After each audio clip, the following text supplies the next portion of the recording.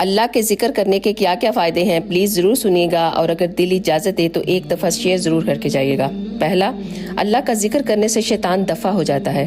Number 2، دل سے فکر و غم دور ہو جاتا ہے۔ نمبر 3، آپ کے بدن اور دل کو اللہ سبحانہ و تعالیٰ قوت عطا کرتا ہے۔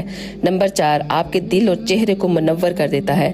نمبر 5، اللہ کا ذکر رزق کو کھینچ کر لاتا ہے۔